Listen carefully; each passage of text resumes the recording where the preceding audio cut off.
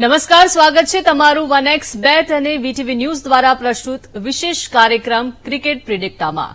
Cricket પ્રિડિક્ટા કાર્યક્રમમાં આપણે આઈપીએલની તમામ મેચ, ટીમ અને તેનો સ્કોર તેમજ પીચ રિપોર્ટનું વિશ્લેષણ કરી મેચમાં કઈ ટીમ જીતી શકે છે તેનું આંકલન કરીએ છીએ. આઈપીએલ 2024નો આજે 42મો મુકાબલો કોલકાતા નાઇટ રાઇડર્સ અને પંજાબ કિંગ્સ વચ્ચે કોલકાતાના ઈડન ગાર્ડનમાં યોજાનાર છે.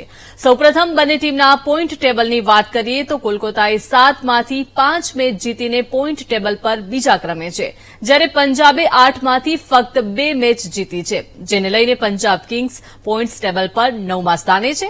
આજની મેચની વાત કરીએ તો કોલકાતા અને પંજાબની ટીમ આઈપીએલના ઇતિહાસમાં 32 વખત આમને સામને ટકરાઈ ચૂકી છે, જેમાં કોલકાતાની ટીમે 21 મેચ જ્યારે પંજાબે 11 મેચ જીતી છે.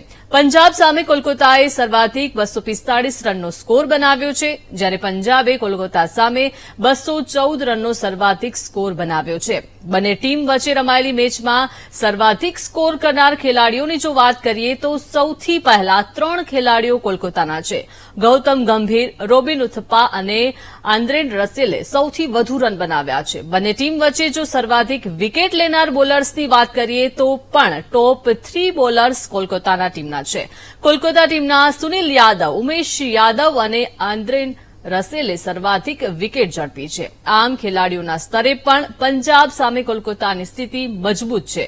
હવે વાત કરીએ કોલકાતાના ઈડન ગાર્ડન્સ પીચ રિપોર્ટની. કોલકાતાના ઈડન ગાર્ડન્સ સ્ટેડિયમમાં મોટાભાગે મુકાબલામાં હાઈ સ્કોર જોવા મળે છે. આજે યોજાનાર મેચમાં પણ સારો સ્કોર જોવા મળી શકે છે. ઈડન ગાર્ડન્સની પીચ પર ઉછાળને કારણે ફાસ્ટ બોલર્સને પણ ફાયદો થઈ શકે છે. જોકે અહીં બીજી ઇનિંગમાં સ્પિનર્સ ફાસ્ટ બોલર્સ પર ભાર પડે છે. ગ્રાઉન્ડ મોટું હોવાને કારણે બેટ્સમેન બાઉન્ડ્રી પર પણ કેચ આઉટ થઈ શકે છે. આમ બેટ્સમેન માટે પણ સારી પીચ હોવા છતાં સાવચેત રહેવાની જરૂર છે. ઈડન ગાર્ડન્સ સ્ટેડિયમમાં રમાયેલી 90 ટી20 મેચમાં પહેલા બેટિંગ કરનાર ટીમને 37 મેચમાં જીત મળી છે, જ્યારે રનનો પીછો કરનાર ટીમને 53 વખત બાજી મારી છે. આમ ટોસ જીતનાર ટીમ પહેલા બોલિંગ પસંદ કરી શકે છે. ઈડન ગાર્ડન્સમાં જેટલી પણ આઈપીએલ મેચ રમાઈ છે તે તમામ મેચમાં પહેલા બોલિંગ કરનાર ટીમને જીત મળવાની શક્યતા ક્યાંક ને ક્યાંક વધારે રહી છે. તો આ સાથે જ વાતચીતમાં આપણી સાથે ઉપસ્થિત છે રાજેન્દ્રસિંહ ચૌહાણ, જેઓ ક્રિકેટ એક્સપર્ટ છે, અને થોડી જ વારમાં એટલે કે ભાર્ગવભાઈ પણ જોડાઈ ગયા છે. ભાર્ગવભાઈ મેરાઈ કે જેઓ ક્રિકેટર છે, બંનેનું સ્વાગત છે વીટીવી ન્યૂઝમાં. શરૂઆત હું રાજેન્દ્રભાઈ આપથી કરીશ. ગઈકાલની મેચની વાત કરીએ તો આરસીબીની જીત થઈ છે. આરસીબીના ખેલાડીઓને 1 મહિના પછી વિજય પ્રાપ્ત થયો છે. શું કહેશો? જી, બધા વીટીવીના દર્શકો અને ક્રિકેટ રસિકોને નમસ્કાર, પ્રણામ અને સ્વાગત છે આપને આ અમારા વિશેષ કાર્યક્રમ ક્રિકેટ પ્રેડિક્ટામાં. હવે કાલની મેચની આપણે વાત કરીએ તો હાલમાં જ તમે કીધું કે 1 મહિના પછી, એટલે લાસ્ટ મેચ 24 માર્ચે જીતી હતી. એક્ઝેક્ટલી 1 મહિના પછી એમને વિજયશ્રી મળી છે. તો એક તો સૌથી પહેલા આરસીબીની ટીમને ખૂબ ખૂબ શુભેચ્છા, કોંગ્રેચ્યુલેશન. કારણ કે ક્યાં ને ક્યાં લાસ્ટ જે મેચ હતો કેકેઆર સામે એ મેચમાં ફક્ત 1 રનથી જ હારવામાં આવ્યું હતું આરસીબીની ટીમમાં. હાલાકી ટીમમાં કોઈ પ્રોબ્લેમ નહીં હતી, બેટિંગ સારી, બેટ્સમેન બહુ સારો ક્રમાંક છે. બોલર્સની ક્યાં ને ક્યાં એવું લાગતું હતું કે bowling was not up to mark. પણ ગયા મેચમાં કોલકાતા નાઇટ રાઇડર્સની જે મેચ થઈ એમાં એમણે સારું બોલિંગનું પરફોર્મન્સ કર્યું. કાલે ખાસ કરીને બહુ સારું બોલિંગનું પરફોર્મન્સ કર્યું. એક નવો ખેલાડી જે સ્વપ્નિલ આવ્યો બડોદાથી તરફથી રણજી ટ્રોફી રમે છે, એને કાલે બહુ સારી બોલિંગ કરી. પછી કરણ શર્માને ઘણા મેચો પછી એને તક આપવામાં આવી, એણે પણ 2 વિકેટ કાઢ્યા. એટલે ક્યાં ને ક્યાં હવે એવું લાગે છે કે હાલાકી હજુ પણ ટાઈમ છે, કારણ કે હજુ 2 જ મેચ જીત્યો છે અને ક્વોલિફાઈમાં જવું હોય તો દરેક મેચ એને જીતવું પડશે. પણ કાલે શું હતું ક્યાં ને ક્યાં આપણે કહી શકીએ કે આરસીબીની ટીમ માટે કરો યા મરો વાળી વાત છે. એક કહાવત બી છે કે કોશિશ કરતા રહેના चाहिए. जैसे कि एक चींटी હતી, એક કીડી હતી, એ એક દીવાર ઉપર ચડવાની કોશિશ કરે છે, ચડે છે ને પાછી પડે છે, ચડે છે ને પાછી પડે, પણ એટલાસ્ટ એ ચડી જાય છે. એટલે ક્યાં ને ક્યાં એવું આપણે કહી શકીએ કે કાલે આરસીબીની ટીમે જે ઇન્ટરનલી જેને હોસલો હતો એ લોકો પસ્ત નહીં થયો હોસલો, એને ક્રેઝ બનાવી રાખ્યું અને કાલે એટલાસ્ટ એમને વિજયશ્રી મળી. એટલે ક્યાં ને ક્યાં એક બીજો સૌથી મોટો નિર્ણય એ લીધો હું પૂછવામાં માંગીશ અમે ભાર્ગવભાઈથી કે એ લોકો ટોસ જીતી અને પહેલે બલ્લેબાજી ફિલ્ડિંગ માત્ર પહેલા બેટિંગ પહેલા લીધું. એટલે ક્યાં ને ક્યાં મોસ્ટલી એના પહેલા જેટલા મેચ થયા હતા મોસ્ટ ઓફ ધ મેચેસમાં હૈદરાબાદની ટીમ હતી 200+ રન, એટલે એ જોતા થકા કાલે એક સારું નિર્ણય લીધું. બે સ્પિનર્સ કરણ શર્માને અને એના સાથે સાથે એક સૌથી સારી વાત કાલના મેચમાં એ હતી કે એમના જે કેમરૂન ગ્રીન છે એ ફોર્મમાં આવી ચૂક્યું છે. કેમરૂન ગ્રીન કાલે 37 રન બનાવ્યા, 2 વિકેટ લીધા અને 1 કેચ પણ લીધું. એટલે ક્યાં ને ક્યાં એવું લાગે છે કે હવે આરસીબીની ટીમ ક્યાં ને ક્યાં ઘોડા ઉપર સવાર થઈ ગઈ છે. જી બિલકુલ. ભાર્ગવભાઈ, આ જ ઘટનાક્રમમાં જો આપણે વાત કરીએ તો આરસીબીના જીતને લઈને આપનું શું મત છે? પણ લીધું એટલે ક્યાં ને ક્યાં એવું લાગે છે કે હવે આરસીબીની ટીમ ક્યાં ને ક્યાં ઘોડા ઉપર સવાર થઈ ગઈ છે. જી બિલકુલ. ભાર્ગવભાઈ, આ જ ઘટનાક્રમમાં જો આપણે વાત કરીએ તો આરસીબીના જીતને લઈને આપનું શું મત છે? પણ લીધું એટલે ક્યાં ને ક્યાં એવું લાગે છે કે હવે આરસીબીની ટીમ ક્યાં ને ક્યાં ઘોડા ઉપર સવાર થઈ ગઈ છે. જી બિલકુલ. ભાર્ગવભાઈ, આ જ ઘટનાક્રમમાં જો આપણે વાત કરીએ પણ લીધું એટલે ક્યાં ને રાજેન્દ્રભાઈ, આરસીબીની ટીમ જે છે તે એક મહિના પછી તેમને જીત મળી છે, તેમના પ્લેયર્સ વિશે શું કહેશો? જી બિલકુલ. બેટિંગની વાત કરીએ તો એમની જે બેટિંગનો જે ઓર્ડર છે, કાલે ખાસ કરીને ફર્સ્ટ પાવર પ્લે જેને કે 6 ઓવર જેને પાવર પ્લે કહે છે, પાવર પ્લેમાં એ લોકો 61 રન કાઢ્યા ફક્ત 1 વિકેટના નુકસાન ઉપર. એટલે સારું શરૂઆત એને સારી કરી હતી. વિરાટ કોહલી કાલે જયારે હું મેચ જોઈ ત્યારે માઇકલ હસી જે એક વર્લ્ડ ક્લાસ પ્લેયર છે એનું પણ એક સ્ટેટમેન્ટ આવ્યું હતું કે વિરાટ કોહલી શુડ સ્ટાર્ટ. વિરાટ કોહલી આ જે વર્લ્ડ કપ આવવાનો છે જૂનમાં એ ઓપનિંગ પણ કરી શકે. એટલે વિરાટ કોહલી કાલે એકવાર 94th હાફ સેન્ચુરી એની હતી.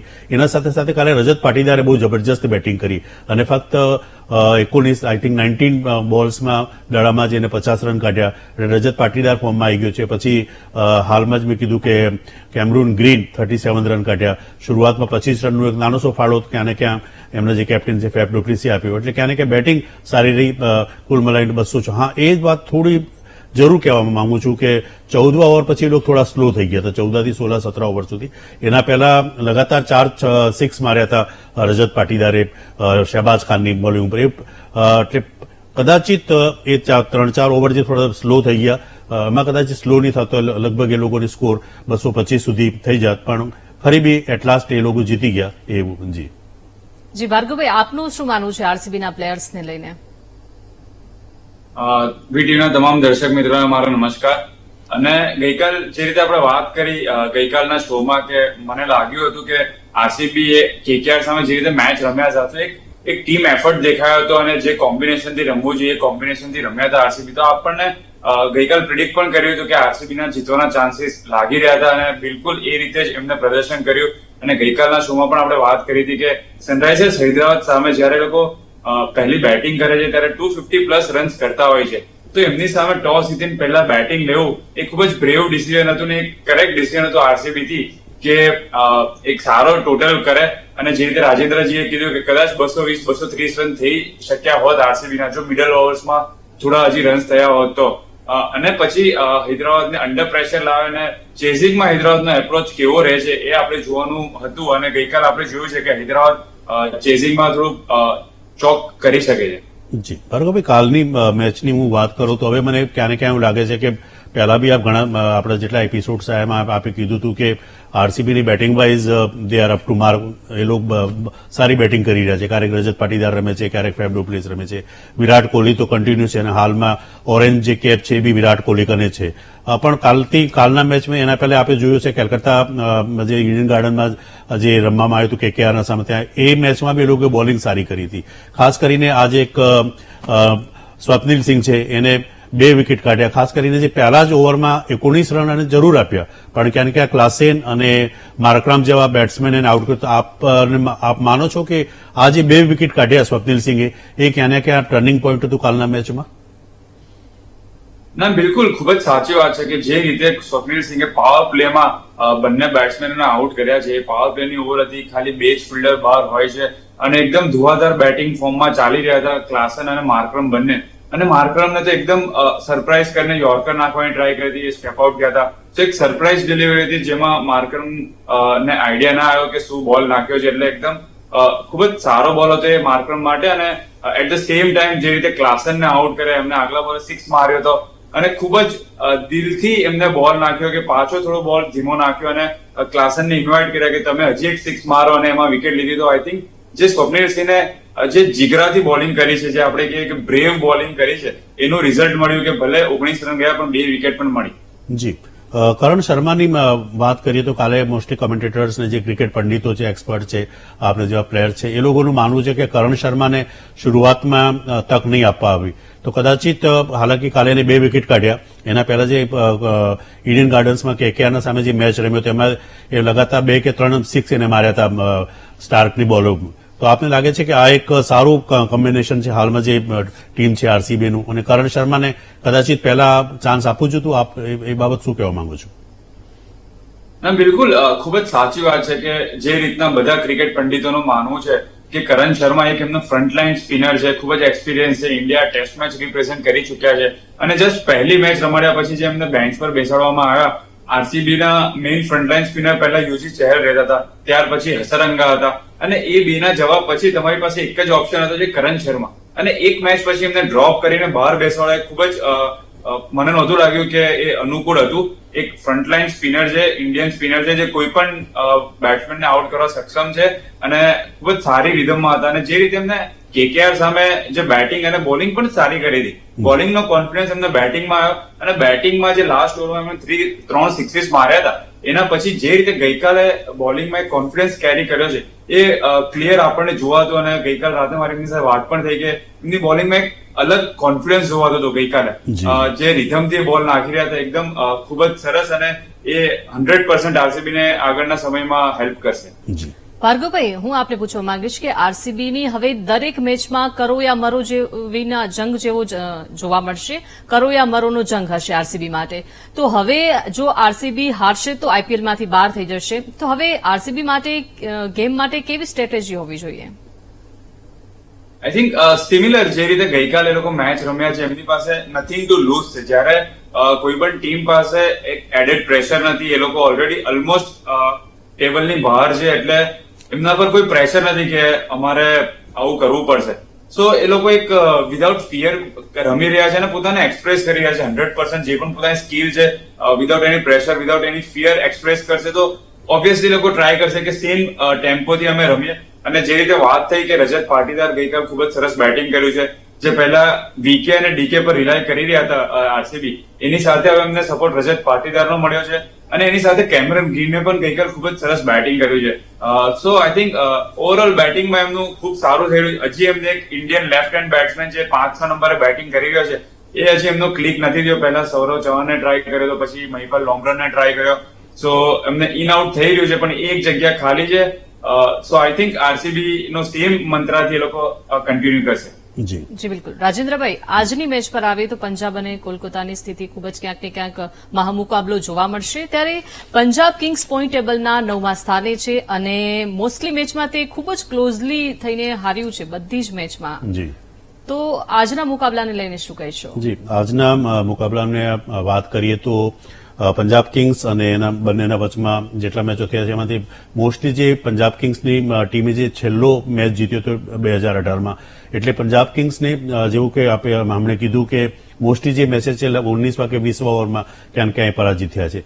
બીજી વાત આપ જુઓ તો કેકેઆરની વાત કરીએ, હાલાકી કેકેઆર કને બહુ સારી બેટિંગ ઓર્ડર છે, ખાસ કરીને સુનિલ નારાયણની આપણે વાત કરીએ તો સુનિલ નારાયણે 7 મેચ રમ્યા હતા, એમાંથી 286, 286 સ્ટ્રાઇક રેટ છે એમની, 177, અને બીજી બાજુ જે ફિલ્ડ સોલ્ટ છે 7 મેચ રમે છે, 249 અને 119. બેટિંગ ઓર્ડર બહુ સારો છે, એના સાથે સુનિલ નારાયણ છે, પછી બધા જે બેટ્સમેન છે. બોલિંગ વાઇઝ બી અગર આપ વાત કરો તો બોલિંગમાં પણ છેલ્લા 2 મેચોમાં ક્યાંક એવું જોવા મળ્યું, ખાસ કરીને જે આરસીબીની ટીમને સામે ફક્ત 1 રનથી જીત્યા. બીજી બાજુ અગર આપ જુઓ તો રાજસ્થાન રોયલ્સની સામે બટલરે જે બેટિંગ કરીને મેચ હારવામાં આવ્યો, એટલે ક્યાંક ક્યાં હાલાકી એમનું હોમ ગ્રાઉન્ડ છે, હાલ સુધી જેટલા મેચેસ રમ્યા છે કેકેઆર ફક્ત એક જ મેચ બહાર જઈને રમ્યું છે, બેંગ્લોરમાં જઈને. બાકી મોસ્ટ ઓફ ધ મેચેસ મેં ક્યાંને વિજયશ્રી મળે છે, પણ આ મુકાબલો થોડો મને એવું લાગે છે કેમ કે શરૂઆતમાં જે બી ટીમ જીતશે એ પહેલા ફિલ્ડિંગ સિલેક્ટ કરશે તો પછી એના માટે સારું રહેશે. જી જી બિલકુલ. ભાર્ગવભાઈ, આજની મેચમાં લઈને જો બંને ટીમમાં વચ્ચે રમેલી મેચના સર્વાધિક સ્કોર કરનાર ખેલાડીઓની જો વાત કરીએ તો 3 ખેલાડીઓ કોલકાતાના છે. ત્યારે આજની મેચને લઈને આપનું મંતવ્ય? ના બિલકુલ આજની મેચ પંજાબ કિંગ્સ ઇલેવન માટે ખૂબ જ ક્રુશિયલ રહેશે અને એક મોટો ટાસ્ક છે. કલકત્તાને એમના હોમ ગ્રાઉન્ડમાં હરાવવું એટલું ઇઝી હોતું નથી અને કલકત્તા ખૂબ જ સારું ક્રિકેટ રમતું આવ્યું છે. આઈ થિંક SRH પછી જો આપણે કોઈ ટીમનું કન્સિસ્ટન્ટ બેટિંગ પરફોર્મન્સ જોઈએ ફાયર પાવરથી તો એ કલકત્તાનું છે, જે આપણે સુનિલ નારાયણ અને ફિલ સોલ્ટ તાબડતોડ ઓપનિંગ સ્ટાર્ટ આપી રહ્યા છે. ત્યાર પછી એમની પાસે આંદ્રે રસેલ જેવા પાવર હિટર છે, રિંકુ સિંઘ છે અને મિડલ ઓવર્સમાં જે હૈદરાબાદ પાસે નથી એ શ્રેયસ અય્યરના રૂપમાં એક આધાર સ્તંભ છે, જે KKRમાં કદાચ 2-3 વિકેટ પડી પણ જાય તો એ બેટિંગ લાઇનઅપ સંભાળે છે. સો ઓવરઓલ ખૂબ જ સારું બેટિંગ યુનિટ છે KKRનું અને at the same time Andre રસેલે બોલિંગ પણ ખૂબ જ સારી કરી છે. સુનિલ નારાયણે ખૂબ જ સારી બોલિંગ કરી છે. ક્યાંક ને ક્યાંક મિચેલ સ્ટાર્ક જે એકદમ 24 કરોડના પ્રાઇસ ટેગમાં વેચાયા હતા, ક્યાંક ને ક્યાંક એ જો ફોર્મમાં આવી જાય અને એ એક સારી મેચ રમે સો આઈ થિંક કલકત્તાની ટીમ એકદમ પ્રોપર બેલેન્સ અને બધા ફોર્મમાં આવી જશે. એની સામે પંજાબ કિંગ્સ ઇલેવનમાં ખૂબ જ વધારે પ્રશ્નો છે, એમને ખૂબ જ વધારે પઝલ સોલ્વ કરવાના છે. એમનું ટોપ ઓર્ડર ચાલી નથી રહ્યું. સેમ કરન અને થોડા રન્સ કર્યા છે પણ ઓબ્વિયસલી શશાંક સિંહ અને આશુતોષ શર્મા પર ખૂબ જ રિલાય કરે છે.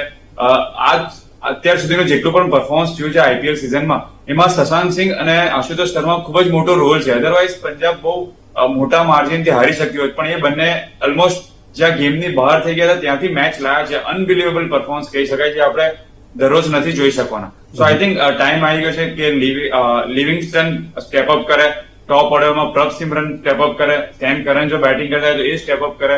સો પંજાબને કપરા ચરણ ચડવા પડશે આજે. જી બિલકુલ, આપની વાતથી હું સહેમત છું અને હાલ આપ કીધું કે આશુતોષ શર્મા અને શશાંક સિંહ ઉપર બિલકુલ ડિપેન્ડ છે. થોડા આંકડા મારે કને છે.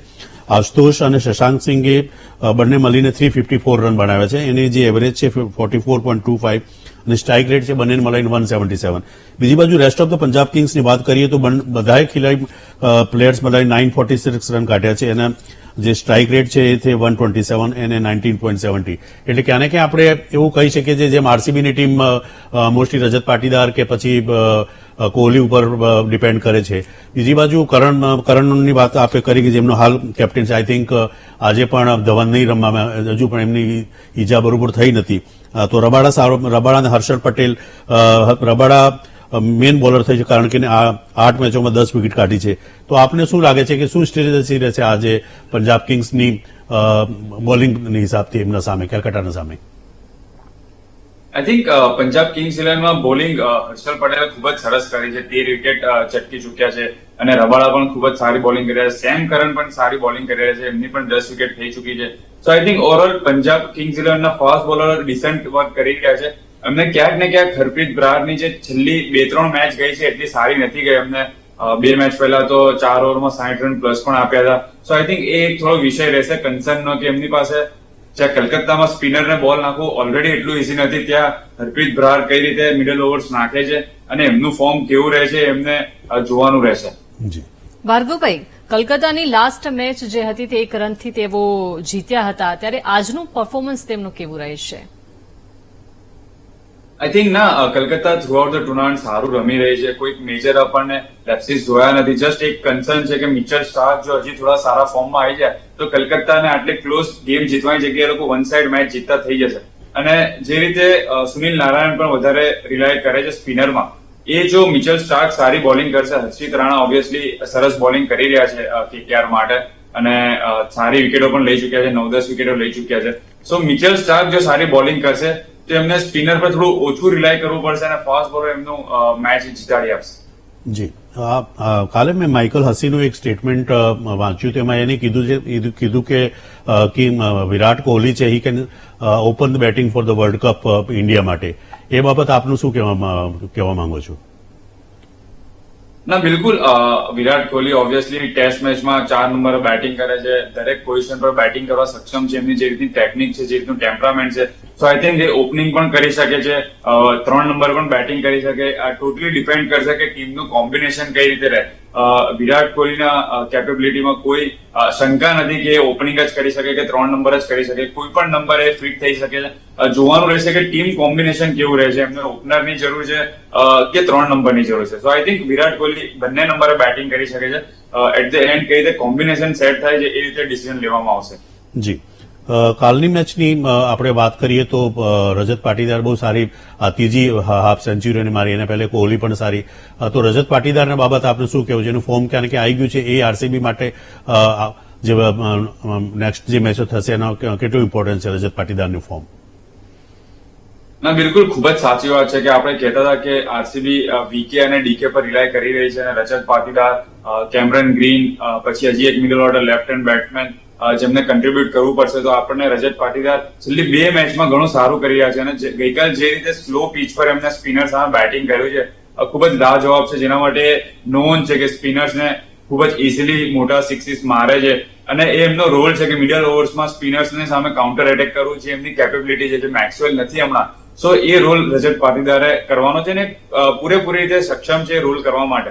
અને જે રીતે એમને બેટિંગ કર્યું છે, સો મિડલ ઓવર્સમાં વિરાટ કોહલી પર પણ એ પ્રેશર ઓછું થશે, જેથી એ સ્ટ્રાઇક રોટેટ કરીને એ કેન્ટ સાચવી શકે, અને એટ ધ સેમ ટાઈમ રજત પાટીદારે સ્પિનર્સને મોટા હિટ લગાવી શકે. અને જો ફાસ્ટ બોલર આવે તો એની સામે ઓબ્વિયસલી વિરાટ કોહલી બેટિંગ કરતા હોય તો એ ઇઝી રહેશે. સો આઈ થિંક એક ખૂબ જ ક્રુશિયલ પોઝિશન છે આરસીબી માટે રજત પાટીદારનો, અને એમનું ફોર્મમાં આવવું એ ખૂબ જ સારા લક્ષણો છે આરસીબી માટે. જી બિલકુલ. ભાર્ગવભાઈ, આપને પૂછવા માંગીશ કે ઓફ ધ ફિલ્ડની જો વાત કરીએ તો ગૌતમ ગંભીર વિશે શું કહેશો? કેમ કે શું ગૌતમ ગંભીરના આવવા પછી પંજાબ ટીમને ફરક પડ્યો છે? આઈ થિંક ગૌતમ ગંભીર ખૂબ જ સારા કેપ્ટન છે. અમે રણજી ટ્રોફીમાં પણ આમને સામને રમ્યા છે. અમારી એક વિજય હઝારેની ફાઇનલ મેચ હતી ગુજરાત વર્સિસ દિલ્હી, જેમાં આપણી ગુજરાત તરફથી પાર્થિવ પટેલ કેપ્ટનશીપ કરી રહ્યા હતા, બુમરાહ રમ્યા હતા, આરપી સિંહ રમ્યા હતા, અક્ષર પટેલ રમ્યા હતા, અમે બધા રમી રહ્યા હતા, અને સામેથી ગૌતમ ગંભીર દિલ્હી ટીમને કપ્તાની કરી રહ્યા હતા. સો આઈ થિંક જેટલું પણ અમે ઓબ્ઝર્વ કર્યું છે, ખૂબ જ સારા કેપ્ટન છે, ખૂબ જ વધારે એમનું ઓબ્ઝર્વેશન ખૂબ જ સારું હોય છે, અને જે ગેમનું નોલેજ છે આઈ થિંક MS ધોની પછી જો સૌથી વધારે કોઈની પાસે ગેમનું નોલેજ હોય ઓન ધ ફિલ્ડ, જે ડિસિઝન લેવાના, ગૌતમ ગંભીર ખૂબ જ સારા કેપ્ટન. આપણે જોયું છે કે KKR માટે પણ એમને ચેમ્પિયનશિપ જીતાડી છે. સો એ એમના જેવો એક્સપિરિયન્સ છે KKR ને મળ્યો છે, ઓબ્વિયસલી બહુ હેલ્પ કરી રહ્યો છે KKR ના પરફોર્મન્સ આ વર્ષના ઇમ્પ્રુવ થવામાં. જી, આપની જે વાત છે થોડું 2-4 ચીજોમાં એનાથી એડ કરવા માંગુ છું. ગૌતમ ગંભીર જેવું કે એનું નામ જ ગૌતમ ગંભીર છે, બહુ ગંભીર રહે છે, અને ક્યાં ને ક્યાં એનું એક છે કે ઓલવેઝ એ લીડ કરે છે. ઇવન બસમાં જયારે ચડે તો બી આજે વસીમ અકરમનું એક ઇન્ટરવ્યુ સાંભળ્યું હતું, એ બસમાં સૌથી પહેલા ચડે, અને બહુ પહેલા એનું એક ઇન્ટરવ્યુ મેં વાંચ્યું, તેમાં એ હતું કે એકચ્યુઅલી મિલિટરીમાં જવાનું એની કારકિર્દી શરૂ કરવાની, પણ મિલિટરીથી એને લખ્યું કે પછી મેં રણજી ટ્રોફીમાં 2-4 રણજી મેચેસમાં સારા રન કર્યા. એ કહે છે કે આજે પણ મને એનું ક્યાં ને ક્યાં અફસોસ છે કે હું મિલિટરીમાં કેમ નહીં જઈ શક્યો. એટલે આ જે સૌથી મોટો નિર્ણય જે છે સુનિલ નારાયણની ઓપનિંગ કરાવવું, એ ગૌતમ ગંભીરનો જ નિર્ણય હતો. એટલે ગૌતમ ગંભીર નેચરલી કોઈ બી ટીમને સાથે હોય તો બહુ મોટો એક વાઇટલ રોલ રમે છે કોઈની ટીમને સાથે. બીજું આ જ ક્રમાંકમાં હું આપને એ પૂછવા માંગુ છું અમારા દર્શકો માટે કે ભાઈ ભાર્ગવભાઈ છે એ ગુજરાતથી બી રણજી ટ્રોફી રમી ચૂક્યા છે, બડોદાથી રણજી ટ્રોફી, એક ડબલ સેન્ચુરી બી આપના નામે છે, અને કાલે આપે કીધું કે અંડર-19 વર્લ્ડ કપમાં બી આપ રમ્યા હતા. તો થોડું મને આજે થોડું આપણે કારકિર્દી બધા થોડું ડિટેલ આપશો દર્શકો માટે? જી ના, બિલકુલ. આઈ થિંક 13 વર્ષની ઉંમરથી અમે કારકિર્દી શરૂ કરી હતી. ગુજરાત માટે અંડર-15 પહેલી વાર રમ્યો હતો, અને ફર્સ્ટ યર અમે ફાઇનલ સુધી પહોંચ્યા હતા BCCIની ટુર્નામેન્ટમાં, જે નરહરી અમીન સર જ્યારે પ્રેસિડેન્ટ હતા GCA ના, અને એમને મોટું ફંક્શન કર્યું હતું. ત્યારથી ક્રિકેટ કારકિર્દી શરૂ થઈ મારી ગુજરાત માટે, અને ત્યારથી લઈને 13 વર્ષથી લઈને 31 વર્ષ સુધી હું ગુજરાત માટે રમ્યો. 20 વર્ષની ઉંમરે રણજી ટ્રોફીમાં ડેબ્યુ કર્યું. એ પહેલા અંડર-19માં અમે 4 વાર ચેમ્પિયનશિપ થયા, જે ખૂબ જ મોટો ક્રમાંક હતો. ગુજરાત ક્યારે એટલું જીત્યું નહોતું, અને 4 વર્ષમાં 4 ચેમ્પિયનશિપ જીતવી એ ખૂબ જ મોટી વાત હતી. ત્યાર પછી પાર્થિવ પટેલે અમને બધા યંગસ્ટર્સને, હું હતો, મનપ્રીત જુનેજા, પ્રિયાંક પંચાલ, સમિત ગોહેલ, રૂશ કલેરિયા, જેટલા પણ યંગસ્ટર્સ હતા બધાને રણજી ટ્રોફીમાં એન્ટ્રી આપીને ત્યાર પછી અમે 2014, 2015, 2016માં કન્ટિન્યુઅસ 3 વર્ષમાં સૈયદ મુસ્તાક અલી, વિજય હઝારે અને રણજી ટ્રોફી 3 વર્ષમાં 3 ચેમ્પિયનશિપ જીત્યા ગુજરાત માટે છે. ગુજરાત રણજી ટીમ પહેલી વાર જીત્યું હતું. સો આઈ થિંક ખૂબ જ સારી જર્ની રહી છે, અને 2022માં મારી રેલવેમાં જોબ હોવાને લીધે મારે રેલવેમાં શિફ્ટ થવું પડ્યું છે last year. So I think overall ખૂબ જ સારી જર્ની રહી છે. ડબલ 100 મેં કરી છે રણજી ટ્રોફીમાં. એકવાર 198 રન્સ કર્યા હતા હરિયાણા સામે, જ્યારે અમિત મિશ્રા, મોહિત શર્મા, હર્ષલ પટેલ જેવા બોલર્સ હતા, યજુવેન્દ્ર ચહલ જેવા બોલર્સ હતા. અને ત્યાર પછી 2020માં હું ઇન્ડિયા એ માટે પણ રમ્યો હતો, જ્યારે અશ્વિન મારી ટીમના કેપ્ટન હતા, અમે રાંચીમાં રમ્યા હતા. સો ઓવરઓલ ખૂબ જ સારી કારકિર્દી રહી છે, અને હજી પણ કન્ટિન્યુ થઈ રહી છે. જી, હવે થોડુંક આપણે ચેઝિંગની વાત કરીએ તો કાલનું જે મેચ હતું હૈદરાબાદની, તો હૈદરાબાદે જે કેકેઆરના સામે પહેલો મેચ હતો એમાં ચેઝિંગ કરતા હતા કે હારી ગયા હતા. પછી સીએસકેને સામે બી 183 રન જે એમને બનાવવા હતા એમને લગભગ 18 કે 19 ઓવર સુધી એ લોકોને રમવું પડ્યું હતું. તો આપને લાગે છે કે ક્યાં ને ક્યાં હૈદરાબાદની ટીમ છે એને ચેઝિંગ કરવામાં કોઈ પ્રોબ્લેમ થાય છે? ના, બિલકુલ ખૂબ જ સાચી વાત છે. આઈ થિંક જયારે ટીમ કોઈ આ એપ્રોચ થી રમતી હોય એકદમ ફિયરલેસ બેટિંગ કરે છે, સો આઈ થિંક એ લોકો ક્યાં તો 250 કરશે ક્યાં તો 150 માં ઓલ આઉટ થઈ જશે. અને જયારે આવો અપ્રોચ એક જ અપ્રોચ થી બેટિંગ કરતા હોય અને પહેલી બેટિંગ કરવું જ્યાં કોઈ પ્રેશર નથી તો ત્યાં થોડું ઈઝી હોય છે. પણ જયારે જેવું રન્સ કરવાનું પ્રેશર આવે અને 2 વિકેટ પડે ત્યારે તમારું માઇન્ડસેટ કેવું હોય છે અને ત્યારે કેવા ડિસિઝન્સ લેવાય છે, ત્યારે બેટ્સમેન કદાચિત ભૂલ કરવાની સંભાવના હોય છે. બીકોઝ એમને ટોટલ પણ જોવાય છે અને એમને વિકેટ પણ સાચવવાની છે. ત્યારે માઇન્ડમાં થોડું કન્ફ્યુઝન આવે કે મારે બિગ શોટ મારવો જોઈએ કે રમવું જોઈએ, અને એ પ્રેશરમાં વિકેટ પડવાના ચાન્સ હોય છે. સો આઈ થિંક મને નથી લાગતું કે જે રીતે હૈદરાબાદ પહેલી ઇનિંગમાં બેટિંગ કરે છે સેમ એ રીતે બેટિંગ કરવું બીજી ઇનિંગમાં એટલું ઈઝી હોય અને એટલા કન્સિસ્ટન્ટલી કરી પણ શકશે. ભાર્ગવભાઈ, આજે સુનિલ નારાયણનું પરફોર્મન્સ કેવું રહી શકે છે? ના, બિલકુલ ખૂબ જ સારા ટચમાં છે. So I think Sunil Narayan સારું પરફોર્મન્સ કરશે જ અને એક ઓલરાઉન્ડર છે. સો આઈ થિંક બેટિંગમાં જો કદાચ સારો સ્ટાર્ટ ના પણ મળે તો પણ એ શું કહેવાય કે બોલિંગમાં આવીને સારું પરફોર્મન્સ કરી શકે છે. એમની સામે આજે રબાડા જેવા સારા બોલર હશે, સો એટલું ઇઝીલી મારવા નહીં દે સુનિલ નારાયણને. એમના માટે સૌથી મોટો ટાસ્ક હશે કે રબાડાને કઈ રીતે ટેકલ કરે અને at the same time Arshdeep Singh પણ રહેશે એમની સામે.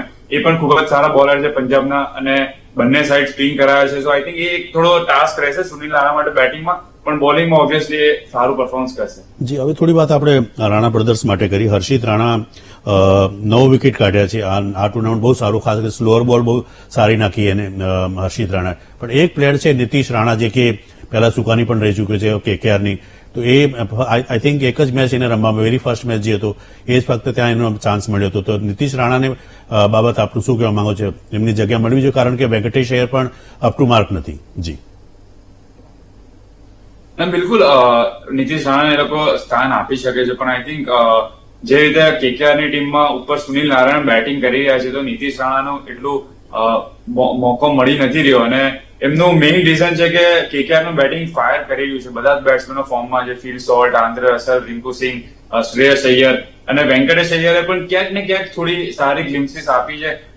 થોડા સારા પરફોર્મન્સ 25-30 રન કર્યા છે. સો આઈ થિંક અને કેકેઆર જીતી પણ રહ્યું છે. તો કદાચ એ વિનિંગ કોમ્બિનેશનને ગૌતમ ગંભીર હલાવવા નથી માંગી રહ્યા, પણ એ ખૂબ જ સારા બેટ્સમેન છે અને જેવું એમને જોવાશે ગૌતમ ગંભીરને કે હવે કદાચ નીતિશ રાણાની જરૂર છે વેંકટેશ અય્યરની જગ્યાએ છે, આપણા પહેલા ગૌતમ ગંભીરના માઇન્ડમાં એ સવાલ ચાલતો જ હશે.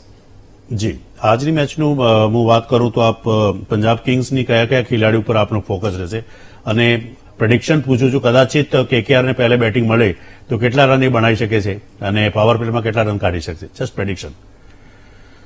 આઈ થિંક પ્રેડિક્શન મારું રહેશે કે આજે કેકેઆર ને જો પહેલા બેટિંગ હોય તો એ લોકો 6 ઓવરમાં 60 રન પ્લસ કરશે જ અને ઓબ્વિયસલી એમનું ટોટલ 210-215 ની આજુબાજુ જઈ શકે છે. અને જો જીતની વાત કરીએ તો આઈ થિંક હું થોડું વધારે લીન કરીશ કેકેઆર બાજુ કે એમના હોમ ગ્રાઉન્ડમાં રમી રહી છે, ખૂબ જ સારું ક્રિકેટ રમી રહ્યા છે અને પંજાબ સામે ક્વેશ્ચનો બહુ છે, એમના લૂફોલ બહુ છે જે એમને ટીમે રેક્ટિફાઈ કરવા પડશે. તો આઈ થિંક કેકેઆરના જીતવાના ચાન્સ વધારે છે. જી બિલકુલ. રાજેન્દ્રભાઈ અને ભાર્ગવભાઈ વીટીવી ન્યૂઝ સાથે જોડાયા તે બદલ ખૂબ ખૂબ આભાર. Okay, thank you. તો રોકાઈશું વિરામ માટે.